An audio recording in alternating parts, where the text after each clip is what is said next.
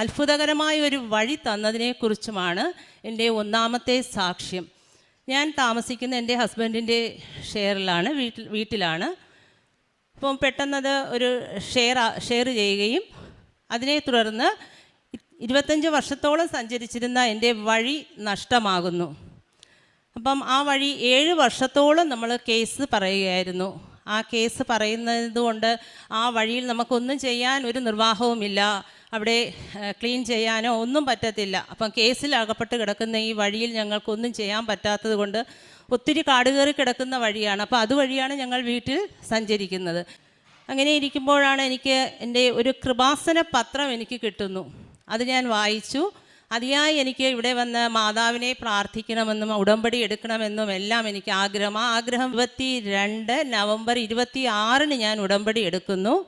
ആ ഉടമ്പടി എടുത്തു പോയി. ഞാൻ പിറ്റേ ദിവസം തന്നെ ഞാൻ രാവിലെ അച്ഛൻ്റെ പ്രാർത്ഥന കൂടുകയും, അപ്പോൾ 5:30 മണിക്ക് പ്രാർത്ഥന കൂടിയതിന് ശേഷം ഈ കാട്ടിൽ ചെന്ന് ഞാൻ ഉടമ്പടി ഉപ്പ് വിതറിയിട്ട് എനിക്ക് ആ വഴി വേണമെന്ന് ഞാൻ മാതാവിനോട് ഞാൻ ചോദിച്ചില്ല.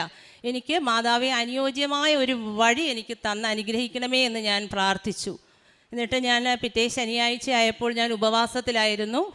ഒരു 11 മണിയായപ്പോൾ കോടതിയിൽ നിന്നും ഒരു നോട്ടീസ് വരുന്നു. ഞങ്ങൾ ആ കേസ് പരാജയപ്പെട്ടു. അപ്പം ഞങ്ങൾക്ക് 25 വർഷത്തോളം സഞ്ചരിച്ചിരുന്ന ആ വഴി നഷ്ടമായി.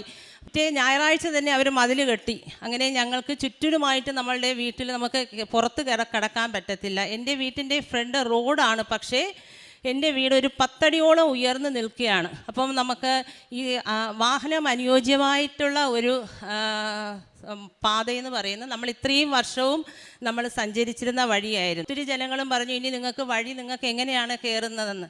അപ്പം ഞാൻ എന്നിട്ട് മാതാവിനോട് ഞാൻ പ്രാർത്ഥിക്കുന്നു, ദൈവത്തിനാൽ, മനുഷ്യനാൽ അസാധ്യമായത് ദൈവത്തിനാൽ സാധ്യമാകുമെന്നുള്ള ആ പ്രാർത്ഥനയിൽ തന്നെ ഞാൻ ഉറച്ചു നിന്നു. അങ്ങനെ നമുക്ക് എന്തായിരുന്നാലും ഒരു വഴി വേണം. അങ്ങനെ ഫ്രണ്ടിലെ ആ സ്ഥലം നമ്മൾ ഒരു JCB കൊണ്ടുവന്ന് ഇടിച്ചു.